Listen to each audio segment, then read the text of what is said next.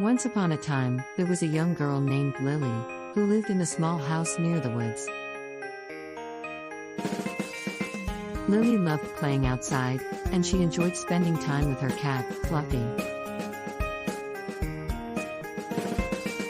Fluffy was a white, fluffy cat that always followed Lily wherever she went.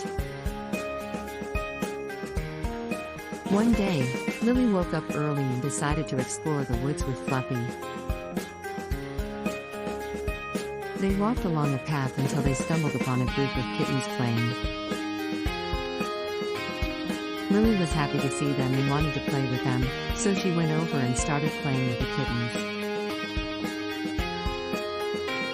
Fluffy, on the other hand, just watched from the sidelines. As they played, Lily noticed something strange about the kittens. They didn't have a home,